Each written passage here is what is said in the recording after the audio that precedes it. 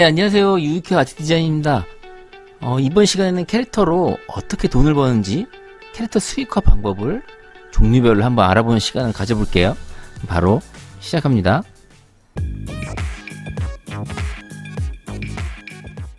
네, 어떻게 캐릭터를 만들지도 중요하지만 캐릭터로 어떻게 돈을 벌지도 정말 중요하겠죠. 돈이 되는 캐릭터를 만들고 싶으시다면 캐릭터로 어떻게 돈이 벌리는지부터 알아야겠죠. 즉, 캐릭터의 수익화 방법과 구조를 먼저 기본적으로 이해하고 알아야 돼요. 이전 시간에 제가 언급드렸던 캐릭터 종류 3가지, 굿즈형, 콘텐츠형, 홍보형, 그 기준으로 각각 수익화 모델을 한번 간단히 살펴볼게요. 첫 번째 굿즈형 수익화는 캐릭터를 활용해서 제조한 굿즈 상품들의 판매를 통해서 수익화를 해요. 수익화 모델은 대표적으로 직접 온라인 자사몰을 운영하면서 판매 수익을 내거나 또는 유명한 커머스 플랫폼을 통해서 판매하기도 하고요. 대형 문구점이나 편집샵 등 입점 판매, 또 대량으로 납품할 수 있는 도매 판매, 요새는 또 펀딩을 통해서 사전 수요조사 예약 판매 수익화 등이 좀 있습니다. 두 번째로는 콘텐츠형 수익화가 있는데 라이선스 계약을 통해 캐릭터 사용료, 즉 로열티로 수익을 냅니다. 대표적인 수익화 모델은 크게 광고 활용과 상품 제작 활용 2개로 구분할 수가 있어요. 광고 활용은 온오프라인 마케팅 활용의 캐릭터를 활용한 비용을 정산해서 수익화를 하고요. 그다음에 상품 제작 활용은 기업 및 브랜드에서 생산한 제품에 캐릭터를 활용해서 새로운 콜라보레이션 제품을 제작하고 그 제품의 판매 비용에서 정산해서 수익화를 내는 구조입니다. 마지막으로 홍보용 수익화는 기업 및 브랜드의 브랜드 캐릭터를 제작하거나 서비스 영역을 통해서 수익화하는 방법이거든요. 대표적인 수익화 모델은 다이렉트로 기업 및 관공서의 캐릭터 제작 외주 용역을 통해서 수익화하거나 공모전을 통해서 공모전 우승 상금으로 수익화를 하는 방법이 있고, 특히 이제 관공서나 기관 단체 같은 부분에서는 입찰을 통해서 캐릭터에 관련 업무를 수주해서 수익을 내는 구조를 가지고 있습니다. 이번에는 대표적인 수익화 모델에 대해서 조금 더 상세하게 한번 알아볼까요? 우선 굿즈형 수익화 구조는 기본적으로 굿즈 상품을 판매한 수익률에 따라서 수익이 결정되기 때문에 굿즈 상품의 판매가에서 순이익이 얼마나 되는지 그 판매가 대비 마진율을 꼭 체크하셔야 됩니다. 체크할 때 기본적으로 굿즈 상품의 판매 단가에서 생산 단가를 뺀 나머지가 이제 순이익인데, 이건 어디까지나 일반적인 공식이고 이 외에도 카드 결제 수수료라든지 문구점이나 커머스 플랫폼 등 입점 수수료, 심지어 배송을 직접 할 때는 배송비 및 배송 관련 기타 자재 비용 등 생각보다 빠져나가는 항목들이 꽤 많습니다. 이런 추가 지출되는 항목까지 다 꼼꼼히 좀 살펴보고 실제 남는 순이익이 얼마 되는지 그 수익화 모델에 따라서 마진율을 꼭 체크하시기 바랍니다. 제품마다 생산 단가나 수익률이 각각 다르고 변수가 좀 있지만 각 수익화 모델의 일반적인 마진율의 평균값으로 좀 참고만 하시고요. 이 중에서 가장 마진율이 높은 건 역시 직접 자사몰을 운영해서 판매하는 방식이에요. 직접 운영을 하다 보니 결제 수수료 외에 기타 크게 나가는 것이 없어서 마진율이 65에서 75% 정도 평균적으로 나오고 있어요. 단 직접 운영하는 만큼 더 신경 써야 될 부분들도 많고 마케팅도 알아서 직접 다 신경 쓰고 해야겠죠.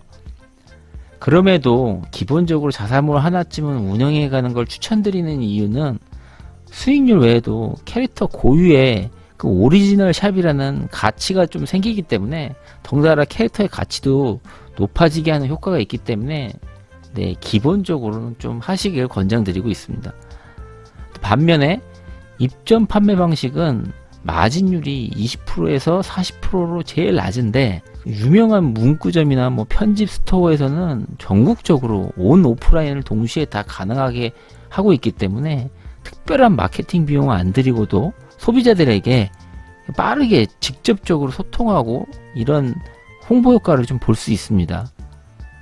다만 규모가 큰 문구점들은 오히려 입점하기가 초반에는 조금 어렵기 때문에 어느 정도 캐릭터의 인지도가 좀 쌓이고 나서 그 이후에 시도를 하시길 권유드릴게요. 또한 하나하나 그 판매가 어려운 특정 품목들은 대량 납품 도매 방식도 필요할 때가 있고요. 일단 한 번에 대량 납품을 하기 때문에 재고 걱정이 없고 단기간에 목돈으로 좀 고수익을 올릴 수 있어서 좋습니다. 다만 대량 납품인 만큼 마진율은 30-40% 정도로 높지 않은 점은 감안을 해야겠죠. 마지막으로는 펀딩이 있는데 요새 와디즈나 텀블벅 같은 이런 펀딩 플랫폼들이 많이 생겨나고 있어요. 여기서 이제 캐릭터 상품에 펀딩을 하는 추세인데 일반적인 굿즈보다는 캐릭터의 매력을 제품에 제대로 좀 녹인 조금은 특별한 기획 상품 등을 만드는데 그런 걸 시도해 볼 때는 너무 좋은 방식이거든요. 거기다 사전에 미리 수요 조사까지 통해서 미리 이제 구매자까지 예약 판매 방식처럼 이렇게 다 진행을 하기 때문에 재고 판매 리스크 없습니다. 아무래도 펀딩 비용이 많이 모아서 달성을 또 하시려면 초창기보다는 좀 어느 정도 인지도가 쌓인 다음에 펀딩 비용을 많이 모을 수 있도록 하시는 게 좋겠죠. 다음은 콘텐츠용 수익화 모델인데요. 캐릭터 활용한 사용료를 로열티로 수익화하는 구조였거든요. 크게 광고 활용, 상품 제작 활용 두 모델로 구분할 수 있고요. 광고 활용은 말 그대로 온 오프라인 광고 매체에 일정 광고 기간 동안 캐릭터를 사용하고 광고비를 정산받아서 수익화해요. 흔히 연예인이 한 기업 브랜드의 대표 광고 모델이 되어서 광고비로 수익화하는 것과 같습니다. 여기서 연예인이 광고 비용은 곧 몸값이라고 하잖아요. 그만큼 광고 모델의 인기 그 가치에 따라서 광고비 차이가 매우 큽니다. 그래서 광고 모델이 되는 캐릭터의 가치를 높이는데 꾸준히 그렇게 관리를 하고 키워주는 게 그래서 중요한 겁니다. 캐릭터도 연예인처럼 인기가 많을수록 광고 단가 비용이 높아질 테니까요. 상품 제작 활용은 기업 및 제조사에서 기존 제품에 캐릭터를 협력해서 콜라보레이션 상품을 만들어서 거기에 따른 로열티 수익을 내게 되는데요. 여기서 로열티는 적게 1%에서 많게는 10% 이상까지도 차이가 있는데 디즈니 같은 경우 이런 유명한 캐릭터는 10%가 넘는 경우들도 있습니다. 하지만 여기서 아셔야 될 부분은 로열티는 법으로 정해져 있는 것도 아니고 업계의 관례일 뿐이에요. 캐릭터의 인지도, 제품 품목이나 생산량 이런 거에 따라서 비율의 변수가 엄청 많습니다. 그래서 라이센싱 계약할 때 로열티를 결정하는데 엄청난 고도의 줄다리기를 해야 하시는 거였고요. 그러려면 기본적으로 이런 관례적인 로열티의 평균 기준을 어느 정도 좀 참고하고 알고 계시면 좋으니까 이 정도만 알고 계시면 될 것 같습니다. 이런 로열티에 관련 내용은 너무 좀 내용도 길고 많아서 언제 한번 제가 나중에 더 자세히 다뤄보는 시간을 좀 가져보도록 하겠습니다. 오늘은 로열티의 종류와 개념만 간단하게 좀 살펴볼 건데요. 이 로열티는 상품을 제조하는 라이선시가 캐릭터 IP의 주인인 라이선서에게 지급하는 일종의 캐릭터 IP에 대한 사용료라고 보시면 되거든요. 계약 시에 제품의 생산 수량을 결정하고 제품의 소비자 가격을 결정한 다음에 소비자 가격의 몇 프로를 로열티를 결정하는 거거든요. 로열티에는 미니멈 개런티, 러닝 개런티, 맥시멈 로열티 크게 이제 세 가지가 있는데 미니멈 개런티는 흔히 저희가 MG라고 많이 합니다. 말 그대로 라이선시가 몇 개의 제품을 생산을 할 건데 수익이 이게 좀 적을 수도 있으니 최소한 이 정도는 꼭 생산해서 이 정도의 만큼의 비용은 내가 먼저 선지급해 주겠다. 이거의 계약 방식입니다. 러닝 개런티는 흔히 RR이라고도 하고 상품 제조 후에 제조된 수량만큼에 대한 로열티를 후불로 지불하는 것을 말하는 거고요. 여기서 보통 MG 계약 시 MG 설정 수량이 있잖아요. 그걸 모두 예를 들어 100개까지만 만들기로 했는데 100개를 모두 소진한 후에 추가 제조되는 부분부터는 러닝 로열티가 적용되는 방식으로 많이 쓰입니다. 반대로 맥시멈 로열티는 몇 개의 제품이 팔리던 일정 딱 수량까지만 로열티를 지불하고 그 이상부터는 로열티를 지불하지 않는 걸 말하는 거고요. 여기서도 중요한 건 역시나 MG를 지급하는 경우도 있고 MG 없이 러닝 개런티로만 하는 계약도 있습니다. 심지어 둘 다 없는 경우도 있어요. 이것 또한 이제 케바케인 점은 인지를 좀 하셔야 되고, 계약 전에 각각의 이런 로열티의 기본 개념은 기본적으로 아셨으면 하는 차원에서 일단 말씀드렸습니다. 자, 마지막으로 홍보용 수익화 모델인데요. 특정 기업 브랜드나 기관단체 홍보를 위해서 캐릭터를 활용하는데, 여기에서 언급드리는 수익 모델은 그 기업 브랜드의 오리지널 브랜드 캐릭터를 개발해주고 얻는 수익 모델을 말씀드리는 겁니다. 단순히 한 번 제작에 또 끝나지 않고 브랜드 캐릭터의 지속적인 유지 관리를 또 통해서 지속적인 수익화도 요새는 많이 가능해지고 있습니다. 특히 요새는 캐릭터 마케팅이 굉장히 핫하죠. 캐릭터 마케팅을 통해서 또 브랜드들이 그 가치가 엄청 높아지면서 매출이 폭발적인 효과를 보고 있다 보니 앞다투어 이제는 자체적으로 브랜드 캐릭터를 만들려고 하는 기업들도 굉장히 많아지고 있는 추세예요. 그래서 이쪽 시장도 수익화를 내는데 예전보다는 훨씬 더 좀 좋아진 시장으로 되고 있는 것 같고요. 그래서 앞으로도 전망은 더 좋아질 것으로 또 예상을 좀 하고 있습니다.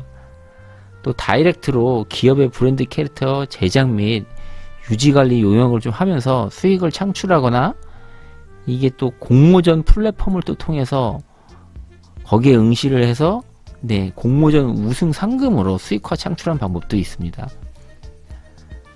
특히 사기업이 아닌 관공서나 특정 단체의 마스코트, 이런 브랜드 캐릭터 같은 경우에는 나라장터나 이런 곳에서 이제 입찰을 통해서 수주를 해서 수익 창출하는 방법도 있습니다. 규모가 그래도 일반적인 것보다는 큰 대신에, 다만 관공서 같은 경우는 이제 보통 법인 사업자나 경력, 참여 인력 등 이런 입찰 조건에 좀 제한이 있으니 이거는 좀 참고를 하시고요.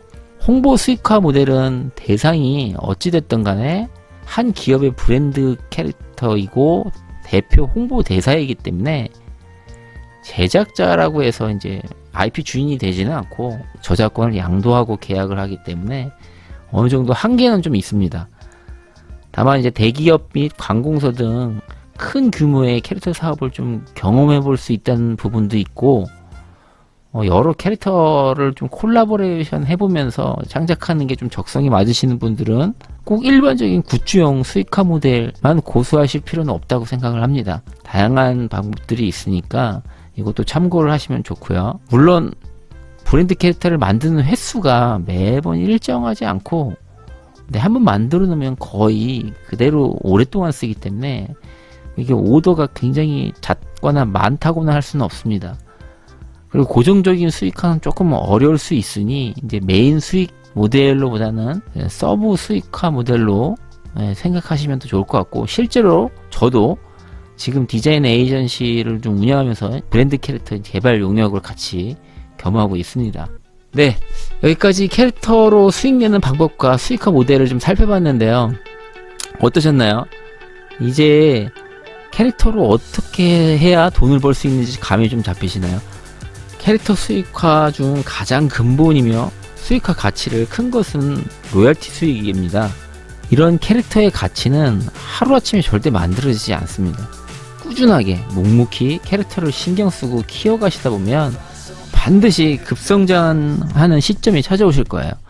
네, 오늘 영상 어떻게 도움이 되셨나요? 끝까지 시청해주셔서 진심으로 감사드리고, 영상이 도움이 됐다 하시면 유쾌 아트 디자인 채널 구독과 좋아요 꼭 부탁드리겠습니다.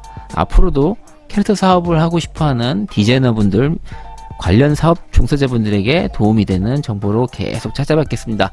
여기까지 유쾌 아트 디자인 채널이었습니다. 감사합니다.